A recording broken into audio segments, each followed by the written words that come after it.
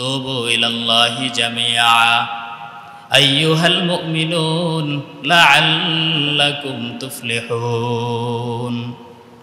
আল্লাহ ডেকে বলে, এ মুমিনেরা, এ আমার বান্দারা, এ আমার প্রিয় হাবিবের উম্মতেরা, এ বান্দা যদি আমি আল্লাহর দরবারে ফিরে আসো, বান্দা তুবু ইলাল্লাহ, তওবা যদি বান্দা করো, জামিয়া জামিয়া জামিয়া, বান্দা তোমার সব গুনাহ আমি আল্লাহ বান্দা মুহূর্তেই ক্ষমা করে দিতে পারবো। এই ক্ষমতা, এই এবিলিটি আমি আল্লাহর কাছেই আছে। কারণ দুনিয়ার মানুষ অন্যায় করে, অপরাধ করে পুলিশ তাকে ক্ষমা দেয় না, আসামি অন্যায় করে জজে ক্ষমা দেয় না। সরকারের সামনে কোনো নাগরিক যদি অন্যায় করে, অবিচার করে, রাষ্ট্রীয় কোনো আইনের উপরে যদি সে মানে যদি সে বিরুদ্ধাচরণ করে, সরকারও তাকে শাস্তি দিতে দ্বিধাবোধ করে না। যদিও শাস্তি থেকে মুক্তি পেতে হয়, বারবার বারবার সরকারের টেবিলে দৌড়াদৌড়ি করতে হয়, উকিল ধরতে হয়, ভালো ভালো জজের দরবারে ভালো ভালো কথা বলতে হয়, অপরাধ থেকে ক্ষমা পেতে হয়, ক্ষমা চাইতে হয়, বারবার বারবার প্রতিজ্ঞাবদ্ধ হতে হয়। রব বলেন, আমার দরবারে যারা ক্ষমা পেতে চাও, কোনো উকিল দ্বারা লাগবে না, কোনো পুলিশের কাছে যাওয়া লাগবে না, থানায় যাওয়া লাগবে না।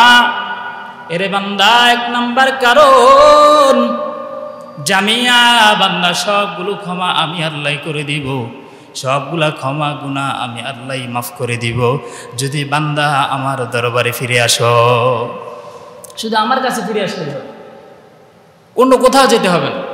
রব এখানে বলে নাই, এখানে রব বলে নাই বাবার দরবারে যাও, এখানে রব বলে নাই পীরের দরবারে যাও, এখানে রব বলে নাই অমুক হুজুরের কাছে যাও, এখানে রব বলে নাই অমুক জায়গায় যাও। রব বলেছে আমার দরবারে আসো, আমার দরবারে আসো, আমার কাছে মাথা নত করো। তওবার জন্য আপনি কোথাও যেতে হবে না। অন্তরে ভয় তৈরি করেন, যেই অবস্থায় যেখানে আছেন সেখানেই রবকে স্মরণ করেন, তওবা কবুল হবে। কোনো জায়গা শর্ত না, কোনো লোকের কাছে যাওয়া শর্ত না।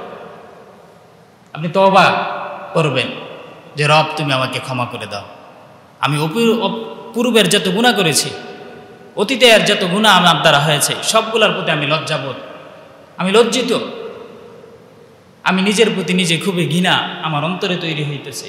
আমি চাই না এই নাফরমানগুলো নিয়ে, এই এতগুলা গুনাহ নিয়ে, এতগুলো পাপাচার নিয়ে, এতগুলো গুনাহ আমার আমলনামায় যুক্ত হয়ে আমি আপনার সামনে দাঁড়াবো, এটা আমি চাই না। রব ক্ষমা করে দিন। শুধু তাই না, আল্লাহ বলেন তুবু ইলাল্লাহি তাওবাতান নাসুহা। এ মুমিন, তোমরা এমন একটা তওবা করো, এমন একটা তওবা করো, এমন একটা তওবা করো, যেই তওবাটা খাঁটি দিলের খাঁটি তওবা। তাওবাতান নাসুহা, এমন একটা তওবা, যেই তওবা আপনার পূর্বের পরে সবগুলো গুনাহ আমার আল্লাহ ক্ষমা করে দিতে বাধ্য। এই তওবার নাম হলো তাওবায়ে নাসুহা।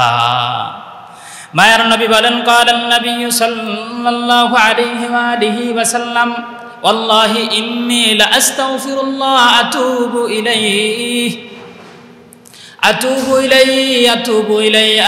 ইলাইহি ফিল ইয়াউমি আকসারা মিন ৭০ মাররাতান।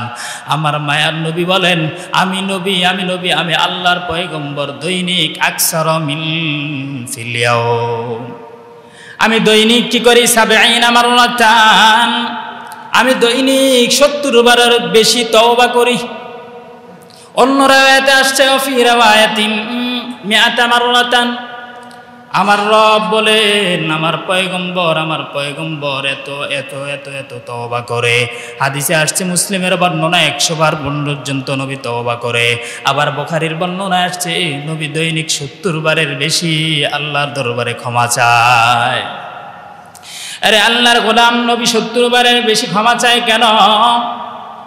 নবীর কি গুনাহ এই পরিমাণ বেশি হয়ে গেল যে এই পরিমাণ গুনাহের কারণে নবী ৭০ বারের বেশি গুনাহ থেকে ক্ষমা চায়? ব্যাপারটা কি এমন? কথা কয় না, না, নবীর কোনো গুনাহ নাই।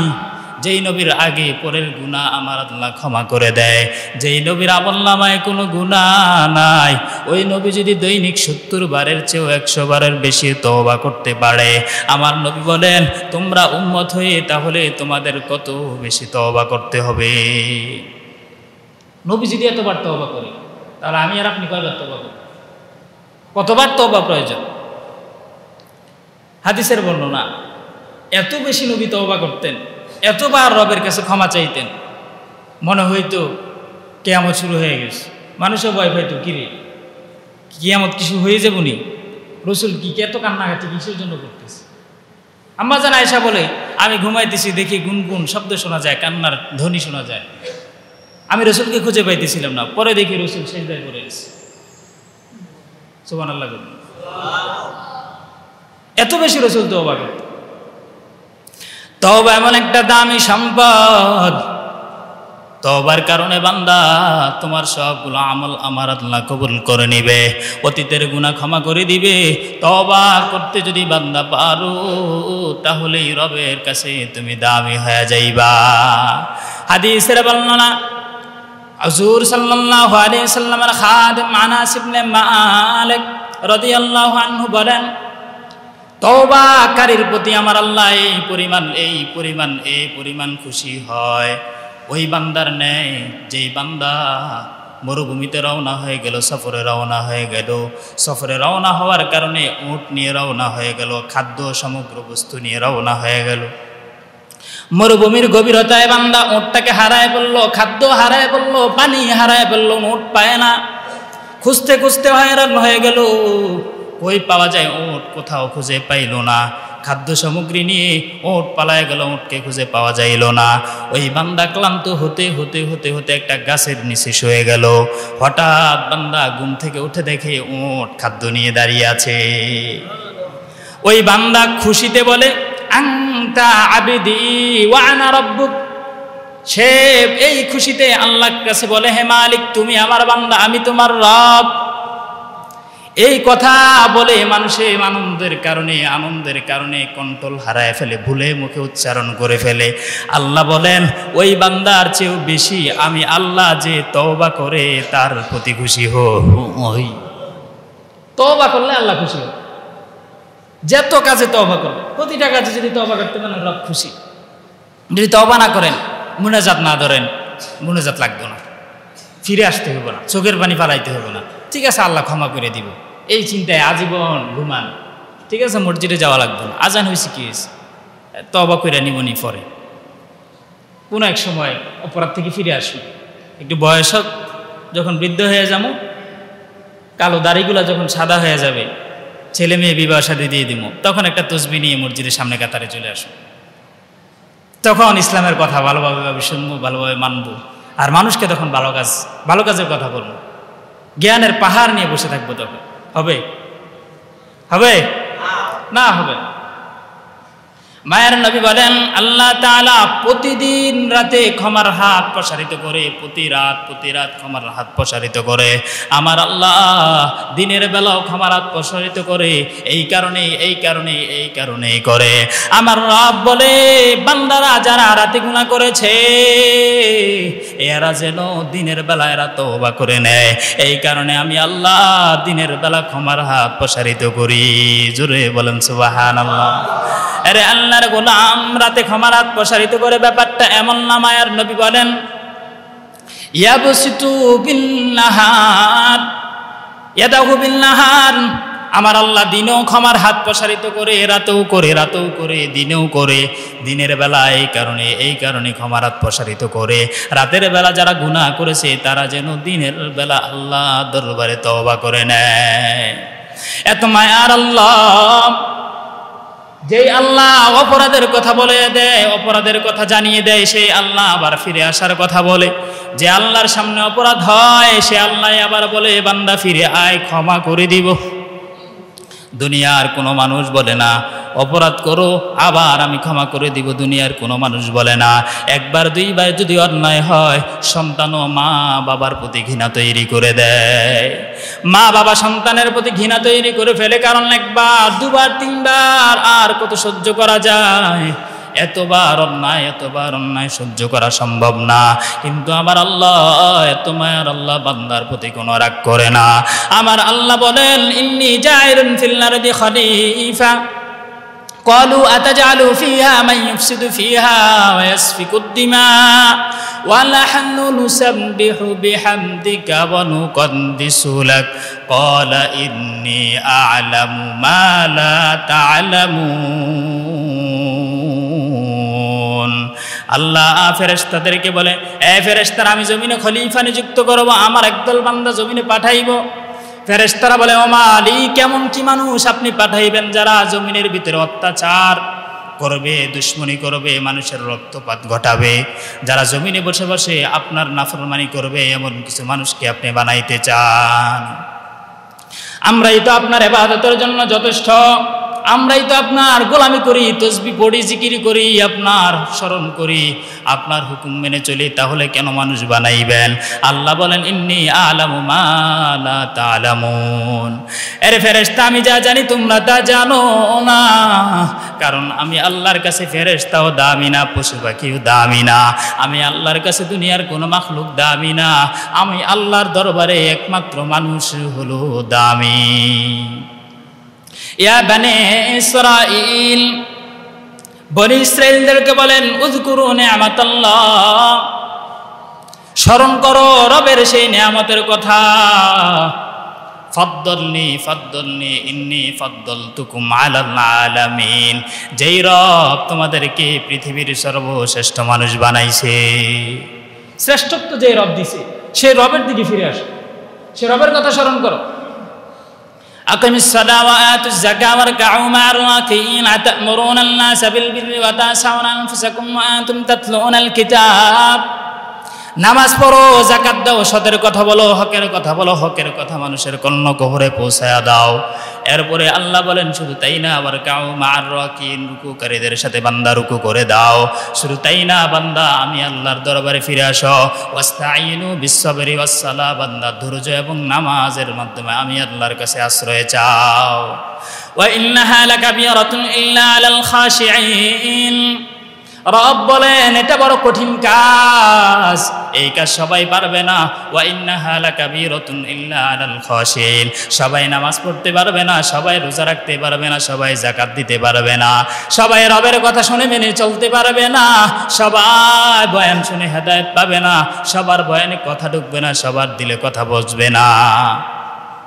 ওয়া ইন্নাহা লাকাবীরাতুন ইল্লা আলাল খাশিঈন, একমাত্র নরম দিলের মানুষওয়ালারা, একমাত্র আল্লাহ প্রেমী মানুষওয়ালারা, নবী প্রেমের মানুষওয়ালারা, আলেম ওলামা প্রেমিক ওলা মানুষেরাই একমাত্র রবের এই কথাগুলো মেনে চলতে পারবে।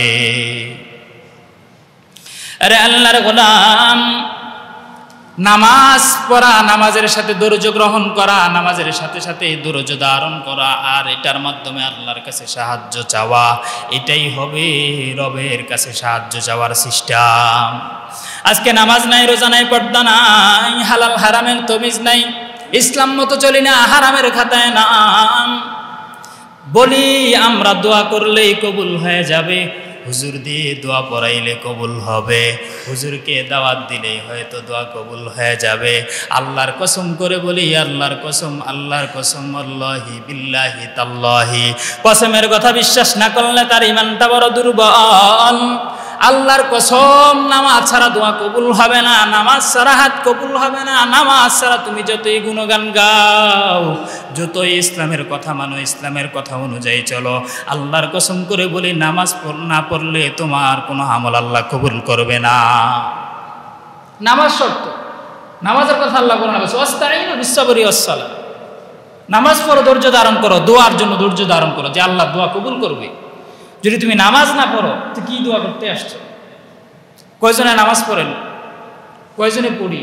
একক তো পড়লে একক তো পড়ি না, আজকে আসলে আগামীকালকে নাই, এক সপ্তাহ কাউকে টানা লাগাতার মসজিদে দেখা যায় না, দুদিন দেখা যায় না, একদিন পাঁচক তো দেখা যায় না, একক তো আসছে আর একক তো ব্যস্ত, অথচ বাড়ির পাশে মসজিদ, বেশি দূরে না।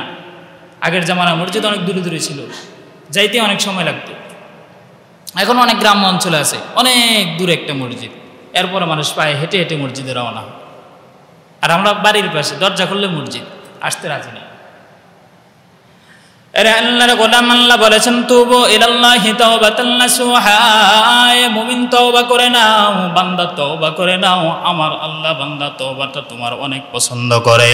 এ বান্দা যদি তওবা করতে না পারো তাহলে বান্দা তোমার কোনো আমল আল্লাহ দরবারে কবুল হবে না।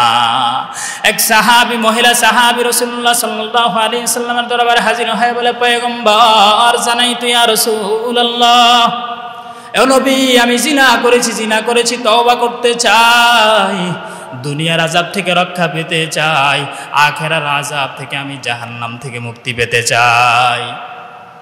আখিরাতের আযাব থেকে, গহন থেকে আমি মুক্তি পেতে চাই। আমার বিচার করেন, আমার শরীয়ত অনুযায়ী যে মাসআলা আমার উপরে প্রয়োগ করে দেন। মায়ার নবী বলেন, না না, তুমি জিনা করতে পারো না। মায়ার নবী চেহারা ফিরিয়ে নিলেন। ওই মহিলা এরপরে মায়ার নবীর কাছে আবার বলে, না না, আমি জিনা করেছি। জানাই তো ইয়া রাসূলুল্লাহ। রাসূল বলে, না, তুমি জিনা করো নাই। এক পর্যায়ে মহিলা বলে, আমার গর্ভে একটা বাচ্চা চলে এসেছে, আমি জিনা করেছি। মহিলাকে রাসূল জানাই দিলেন, যাও, তুমি অপরাধ করেছো, তোমার সন্তানের অপরাধ নাই, তুমি বাসায় চলে যাও, সন্তান প্রসব হওয়ার পরে তুমি আসবা, তোমার বিচার হবে। যাও, তুমি বাসায় চলে যাও। সন্তান যখন ভূপৃষ্ঠে আগমন করে মায়ের গর্ভ থেকে, প্রসব যখন হয়ে যায়, সন্তান এবার মায়ার নবীর দরবারে হাজির হয়ে যায়। মায়ার নবী এরপর মহিলাকে তাড়ায় দেয়, কয়, না না, সন্তান বড় হোক, সন্তানের অনেক হক আছে, এরপরে তুমি আদালতে আসবে, এরপরে বিচার হবে। এক পর্যায়ে হাদিসে আসছে, সাহাবী, ওই মহিলা সাহাবী সন্তানের হাতে একটা রুটি নিয়ে হাজির হয়ে গেল। এসে পয়গম্বরকে বলতেছে, ও পয়গম্বর, আমার এই সন্তান রুটি খেতে পারে, একা একা খাবার খেতে পারে, এখন আমার বিচার করেন। আমি দুনিয়ার আযাব চাই, আখিরাতের আযাব আমি সহ্য করে নিতে পারবো না। ওই কঠিন দিনের আযাব ও গজব জাহান্নামের আগুন আমি সহ্য করে নিতে পারবো না, আমার সামর্থ্য নাই। মায়ার নবী বললেন, ও সাহাবায়ে কেরাম, গর্ত খনন করো। গর্ত খনন করা হইল। মায়ার নবী নিষেধ করে দিলেন, গর্তের ভিতরে মহিলাকে রাখো, রাখিয়া পাথর মারো, সঙ্গে সার করে মহিলাকে হত্যা করে দাও। এটা ইসলামের বিধান। কোনো নারী কোনো পুরুষ যদি পরকীয়া করে, বিবাহ হয়ে গেছে, আর পরকীয়ার প্রেমে আসক্ত হয়ে যায়, ইসলামের বিধান শিরোচ্ছেদ মাধ্যমে তার গলা কেটে দাও, পাথর নিক্ষেপ করে তাকে হত্যা করে দাও, যাতে ভবিষ্যতে আর কোনো নারী আর কোনো পুরুষ প্রেমের বন্ধনে আবদ্ধ হয়ে অপর একটা ফ্যামিলি ধ্বংস না করে। এটা ইসলামের বিধান। এক সাহাবী এত জোরে পাথর মারলো, মহিলার দিকে এত জোরে পাথর মারলো, ওই মহিলার রক্ত সাহাবীর গায়ে এসে লাগলো। সাহাবী তখন বলে, হায়, আমার গায়ে একটা জিনাকারিনীর রক্ত আমার গায়ে লাগলো, আমার শরীরটা অপবিত্র হয়ে গেল। আমার রাসূল বলে, সাবধান, এই কথার জবান দিয়ে বলবা না, কারণ এই মহিলা এই পরিমাণ তওবা করেছে, এত পরিমাণ একটা দামি তওবা করেছে, যেই তওবাটা গোটা দুনিয়ার মানুষগুলোর গুনার কারণে যদি বন্টন করে দেওয়া হয়, তাহলে আমার রব তার তওবাটাই গোটা জগতের মানুষের জন্য যথেষ্ট হয়ে যাবে। এই পরিমাণ তওবা নাই, এমন দামি তওবা নাই। এখন তওবা করি আর গুনাহ করব না, আবার মসজিদ থেকে বের হয়ে আবার গুনাহ।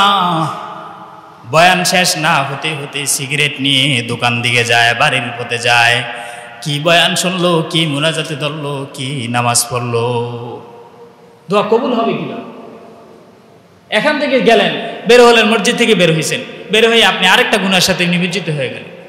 মিথ্যা কথা বলতে বলতে গেলেন, শেকায়াত করতে করতে গেলেন, অপরের দুশ্চর্চা করতে করতে গেলেন, তো গুনাহ তো হইতেছে। আসছি এখানে আইসা অনেকে এরকমও হয়, দেখা যায় কথা বলে গুনাহ কামা, অপরের দুশ্চর্চা করে, অমুকের কথা বলে, তমুকের কথা বলে, মসজিদে আইসো, মানে ভালো কাজে আইসো গুনাহ। এগুলো হলো বদদোয়া, মসজিদের বদদোয়া। এই মাসে এটা মসজিদের বদদোয়া, নামাজের বদদোয়া, টুপির বদদোয়া। টুপি কয়ে আমার সারাদিন আমরা পড়তে পারো না, শুধু জুমার দিন এসে টুপিটা লাগাই দিত, সারাদিন কয়ে আসলে টুপিও বদদোয়া দেয়। আরে আল্লাহর গোলাম, তওবা করে নাও, তুবু ইলাল্লাহি তাওবাতান নাসুহা, তওবার মতো তওবা করে নাও, এমন তওবা করে নাও যে তওবার কারণে বান্দা তোমার আর গুনাহ না হয়, বান্দা এমন তওবা করে নাও যে তওবার কারণে আর অপরাধের পথে হাত না বাড়াও। বনি ইসরাইলের এক লোক, জীবনে কোনো আমল নাই, কোনো গুনাহ, শুধু গুনার গুনাহ, এমন কোনো গুনাহ নাই যে সে করে নাই। গুনাহ করতে করতে শরীরটারে নাপাক বানায় ফেলেছে। মৃত্যুর সময় যখন চলে আসলো, এবার সন্তানগুলোকে বলে, ও সন্তান আমার, আমি যখন মারা যাব তখন আমার শরীরটা তোমরা আগুনে পুড়ে ছাই ছাই বানায় দিবা, আগুনে নিক্ষেপ করে আমাকে কয়লাযুক্ত আমাকে ছাই বানায় দিবা, আমার ছাইগুলো বাতাসের সাথে উড়ায় দিবা, আমার অর্ধেক ছাইগুলো পানির সাথে সমুদ্রে নিক্ষেপ করে দিবা, কারণ আমি আল্লাহর দরবারে গুনাহ নিয়ে হাজির হতে চাই না। যখন বনি ইসরাইল লোক মারা গেল, সন্তানরা তাকে আগুনে নিক্ষেপ করলো, তার শরীরটা ছাই ছাই বানায় ফেললো। এরপরে তারা সন্তানরা বাতাসের সাথে ছাই উড়ায় দিল, কিছু পানির সাথে মিশিয়ে দিল। কিন্তু পানি কার হুকুমে চলে? কথা কয়েন, বাতাস কার হুকুমে চলেন? এরপরে আল্লাহ বাতাসকে হুকুম দিলে, বাতাস ছাইগুলো একত্রিত করে দাও। পানিকে অর্ডার দিল, পানি তুমি ছাইগুলো একত্রিত করে দাও। বাতাসও একত্রিত করে দিল, পানিও একত্রিত করে দিল, আবার মানুষের রূপান্তরিত হয়ে গেল। এরপরে আল্লাহ বান্দাকে জিজ্ঞাসা করা হয়, কিরে বান্দা, জীবনে কোনো অপরাধ, এমন কোনো অপরাধ নাই যে অপরাধ তোমার আমলনামায় নাই, এত অপরাধ করছো, এরপরে কেন তুমি সন্তানগুলোকে বললা তোমাকে এইভাবে হত্যা করার জন্য, তোমার লাশ আগুনে নিক্ষেপ করার জন্য কেন বললা? ওই লোক ডেকে বলে, মালিক, আমার জীবনে কোনো আমল নাই, একটা সওয়াবও আমার আমলনামায় নাই, আমি কি নিয়ে আপনার সামনে দাঁড়াবো? আমার মৃত্যুর আগে অন্তরে ভয় তৈরি হয়ে গেছে, এই কারণে সন্তানগুলোকে ওসিয়ত করলাম, সন্তান যেন আমাকে পুরে ছাই ছাই বানায় দেয়। আল্লাহ বলেন, যাও বান্দা, আমি তোমাকে ক্ষমা করে দিলাম, ক্ষমা করে দিছে। এই যে অন্তরে ভয়, যে আসলে আমি রবের সামনে কিভাবে দাঁড়াবো, এটা তো সম্ভব না, এত গুনাহ করছি, জিন্দিগি নাফরমানি, গুনার দিকে তাকাইলে বড় ভয় হয়ে যায়, আমি কি নিয়ে দাঁড়াবো রবের সামনে? এতগুলো মানুষ সবাই অপরাধী, এত মানুষ কিভাবে দাঁড়াবো এত মানুষের সামনে হাসরের ময়দানে? সে কঠিন দিন, এতগুলো মানুষের সামনে কিভাবে আমার অপরাধের কথা আল্লাহ বলবে? কিভাবে এতগুলো মানুষ আমার অপরাধের কথা জানবে? এত মানুষ, হাজার হাজার নবী রাসূল সবার সামনে আমার অপরাধের কথা প্রকাশ হবে, আমার ছেলে মেয়েদের সামনে আমার অপরাধের কথা প্রকাশ হবে, এটা আমি মেনে নিতে পারবো না। এই কারণে আল্লাহ বলেন, আত্তাকু ইয়াওমান লা তাজজি নাফসুন আন নাফসিন শাইআন ওয়া লা ইউকবালু মিনহা শাফাআতুন ওয়া লা ইউখাযু মিনহা আদলুন ওয়া লা হুম ইনসারুন। এই কারণে আল্লাহ বলেন, বান্দা সেই দিনের ভয় করো, সেই দিনের ভয় করো যেই দিন ছেলে মেয়ে কাজে আসবে না, যেই দিন ধন সম্পদ কাজে আসবে না, যেই দিনে কারো শাফাআত অর্জন করা হবে না, যেই দিনে কারো নুসরাত, কারো সাহায্য মেনে নেওয়া যাবে না, ওই দিনটাকে ভয় করো। সন্তানটাকে বান্দা তুমি ইসলামের লাতে পরিচালনা করো। আরে আল্লাহর গোলাম, আজ আমরা ইসলামটাকে মানি না, তওবা করার দূরে কথা, কিন্তু আমরা নামাজও পড়ি না, রোজাও রাখি না, হজও করি না, আমরা সম্পদওয়ালা হয়ে গেল কিন্তু যাকাত আমরা দেই না। সবার হারামের খাতায় নাম, এমন লোক একজন খুঁজে পাওয়া বড় মুশকিল হয়ে যাবে যে হারামের সাথে সম্পৃক্ত নাই। মিথ্যা বলাও হারাম, হারাম খাওয়াও হারাম, হারাম কাজের সহযোগিতা করাও হারাম, হারাম কাজের সাথে চুপ থাকাটাও হারাম, হারাম কাজ মেনে নেওয়াও হারাম। তোমার আমার সামনে অপরাধ হয়, অন্যায় হয়, চুপ থাকি। একজন হারাম খাইতেছে, চুপ থাকতেছ, হ্যাঁ কিছু বলি না, এটাও হারাম কাজ করতেছ, চোখের সামনে সে হারামের সাথে নিমজ্জিত হয়ে গেল, তাকে আমরা সম্মান করি, সেলুট করি। মানে দামি লোক আসছে, খুব দামি, চেয়ার দাও, সেলুট, আসসালামু আলাইকুম, ভালো আছে, হ্যাঁ বসে, অথচ একটা হারামখোর, জাহান্নামের চূড়ান্ত আসামি। আপনি তাকে সম্মান করেন নাই, আপনি তাকে অপমানও করেন নাই, বরং আপনি রসুলের সাথে গাদ্দারি করলেন, আপনি কোরআন হাদিসের সাথে গাদ্দারি করলেন। আপনি কি করতেছেন? ঘৃণা করার দরকার ছিল, আপনি তাকে অপরাধ থেকে বাধা দেওয়ার চেষ্টা ছিল। যদি রসুলের কথা আপনি তাকে বাধা দিতে পারছেন না, অন্তরে ঘৃণা করার দরকার ছিল, জবান দিয়ে তাকে নিষেধ করার দরকার ছিল। এতগুলো না পারেন, তার থেকে দূরে থাকার দরকার ছিল, কিন্তু তা না করে আপনি চেয়ার আগায় দিলেন, দাওয়াত দিয়ে দিলেন, আসেন। আপনি না আসলে কিভাবে ধরবো? জায়গা মতো ধরবো। আরে আল্লাহর গোলাম, বুঝাবার জন্য বলতেছি, তুবু ইলাল্লাহি তাওবাতান নাসুহা। এ বান্দা তওবা করে নাও, আল্লাহর দরবারে ফিরে আসো। বান্দা যদি আল্লাহর দরবারে ফিরে না আসো, আমার আল্লাহ রাগান্বিত হয়ে যাব। এমন তওবা করে নাও যে তওবার কারণে বান্দার অপরাধ না হয়, এমন একটা তওবা করে নাও যে তওবার কারণে বান্দা তোমার নামাজগুলো কবুল হয়। এমন একটা তওবা করে নাও যেই তওবার কারণে তোমার সন্তান তোমার কারণে জান্নাতওয়ালা হয়। এমন একটা তওবা করে নাও যেই তওবার কারণে বান্দা তোমার ফ্যামিলি জান্নাতওয়ালা হয়। এমন একটা তওবা করে নাও যেই তওবার কারণে বান্দা তোমার আখিরাতে মুক্তির ব্যবস্থা হয়।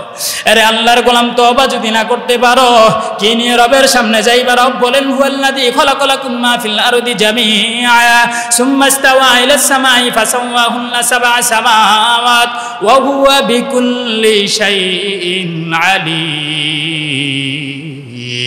আমি আল্লাহ 7 আসমান বানাইলাম, জমিন বানাইলাম, এসব আমি আল্লাহ তোমাদের জন্য বানাইলাম, তোমার গোলামির জন্য বানাইলাম। এই বান্দা এত কিছু গোলামি তোমার করতেছে, পাহাড় তোমার গোলামি করতেছে, সমুদ্র তোমার গোলামি করতেছে, নদীর মাছ তোমার গোলাম, এ আল্লাহর গোলাম বাতাস তোমার গোলামি করতেছে। আমি আল্লাহ সব বান্দা বানাইলাম, সাবা সামাওয়াত 7টা আসমান বান্দা তোমার জন্য বানাই দিলাম।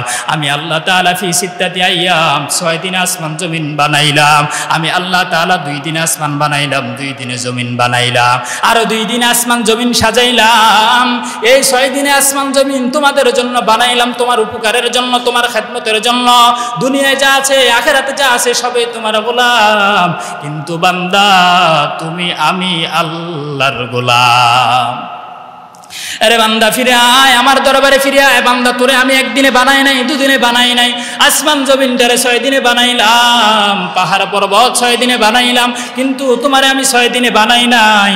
আল্লাহ বলেন ফাখলাকুনাল আলাকাতা মুযগা ফাখলাকুনাল মুযগাতা ইজামা ফাকাসাউনাল ইজামা লাহমা সুম্মা আনশানাহু খালকান আখার ফাতাবারাকাল্লাহু আহসানুল খালিকিন। এ বান্দা আমি আল্লাহ তাআলা তোরে আস্তে আস্তে করে বানাইলাম, নাপাক পানির থেকে বানাইলাম, মায়া লাগায়া বানাইলাম, বড় আদর করে স্নেহ করে বান্দা বানাইলাম। আজ অপরাধের পথে ঢুকে আমি আল্লাহকে বান্দা তুমি ভুলে গেছো। আরে ভাই দুনিয়ার কেউ তো আপন না, তোমার মাও আপন না, বোন আপন না, ভাই আপন না, কেউ দুনিয়ায় তোমার আমার আপন না।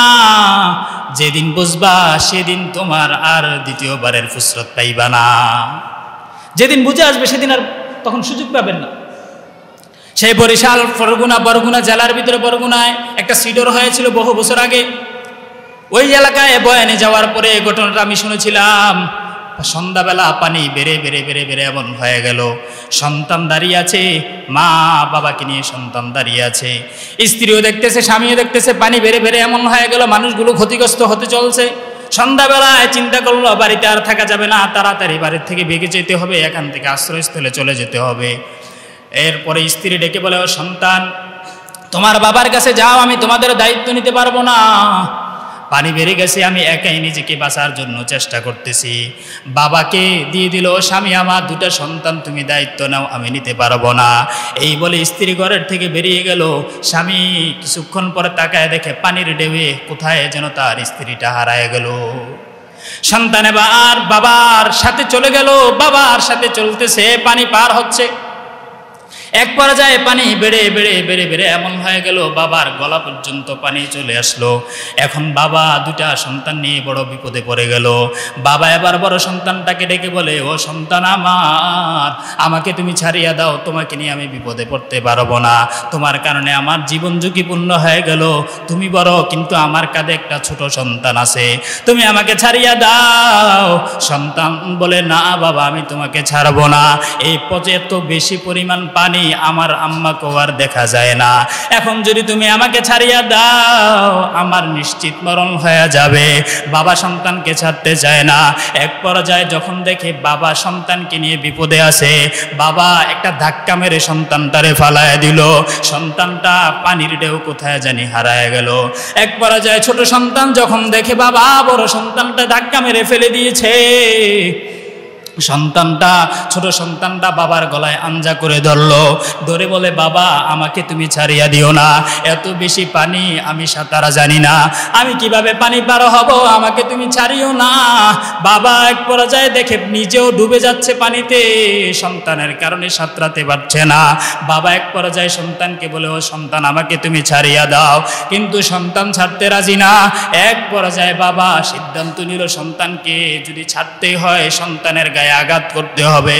বাবা এক পর্যায়ে তার দুটো দাঁত সন্তানের হাতের ভিতরে বসায় দিল, এমন জোরে একটা কামড় দিল, সন্তান ব্যথার কারণে বাবাকে ছাড়িয়ে দিল।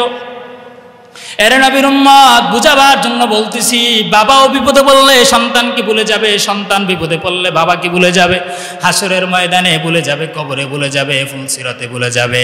অনুরোধ জানায়া যায়, আল্লাহর দরবারে আগায় আসেন, আল্লাহর দরবারে চলে আসেন, তওবা করে নেন, তওবা করে নেন। সন্তানের মায়ায় পড়িয়েন না, আখিরাতের মায়ায় পড়েন, জান্নাতের মায়ায় পড়েন, নারীর প্রেমে পড়িয়েন না, দুনিয়ার বুক বিলাসিতার প্রেমে পড়িয়েন না, ক্ষমতার প্রেমে পড়িয়েন না। আল্লাহর হুকুমের নিজেকে মাথা নত বানায়া দেন, সন্তানটারে কোরআনের দিকে ধাবিত করে দেন।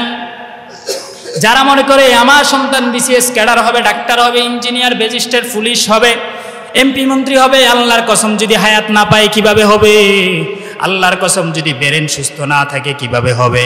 আল্লাহর কসম করে বলি, যদি সে আগামীতে কিছু বছর আর ভালো রেজাল্ট করতে না পারে কিভাবে হবে? এগুলো তো রবের কাছে। ও ভাই, এগুলো কি আপনার কাছে? কথা কয় না। এগুলা কি কোনো মানুষের কাছে? বহু টাকাওয়ালার সন্তান পঙ্গু, হাঁটতে পারে না, চলতে পারে না। বহু টাকাওয়ালার সন্তান কথা বলতে জানে না। বহু টাকাওয়ালার সন্তান মেয়ে ছেলে নাই। ও আল্লাহর গোলাম, অনুরোধ জানায় যায়, কোরআনের দিকে দাবিত করেন, নামাজ পড়ান, স্কুলে পড়ান, কলেজে পড়ান, নামাজ শিখান, স্কুলে পড়ান, ভার্সিটিতে পড়ান, কিন্তু কোরআনের শিক্ষা থেকে কখনো দূরে সরাইবেন না। রাজি আছেন? তুবু ইলাল্লাহি তাওবাতান নাসুহা, নাসুহা নামক তওবা করো, খাঁটি একটা তওবা করো। যদি তওবা না করো তাহলে কবে তওবা করো? কবে আর সুযোগ হবে কবে? নিঃশ্বাসের নাই কোনো বিশ্বাস। কখন আজরাইল হাজির হবে চিন্তা করতে পারবেন।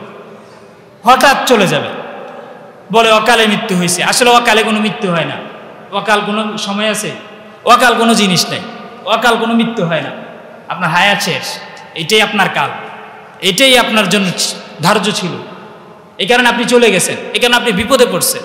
এখানে অনুরোধ জানায় যায়, সন্তানটাকে কোরআনের দিকে ধাবিত করেন, নামাজের তালিম দেন। বাবা সন্তানের খেয়াল রাখে না তো আপনি কি করেন? এত টাকার ক্ষমতা বানাইলে, এত টাকা ইনকাম করেন, দুনিয়ার শাকসবজিতে, দুনিয়ার যত সৌন্দর্য আপনি অর্জন করতেছেন, কিন্তু একটা সন্তানটাকে যদি আপনি ইসলামের লাইনে, সন্তানের খেয়াল যদি আপনি না রাখতে পারেন, তা আপনি এত টাকা দিয়ে কী হবে? এত ক্ষমতা দিয়ে আপনার কি হবে? এত ব্যস্ততা দিয়ে কি হবে যদি সন্তানকে মানুষ না করতে পারে? এই কারণে অনুরোধ জানাই, স্ত্রীকে ভালো পথে আদেশ দেন, সন্তানকে ভালো হওয়ার দিক নির্দেশনা দেন, ইসলামের লাইনে ধাবিত করেন। এরপরে যেই লাইনে পড়ান কোনো আপত্তি নেই, যদি ইসলামের মানদণ্ড ঠিক থাকে। আল্লাহ তাআলা আমাদেরকে এই কথাগুলোর উপর মেনে চলার তৌফিক দান করুক। ওয়া আখিরু দাওয়ানা আলহামদুলিল্লাহি রাব্বিল আলামিন।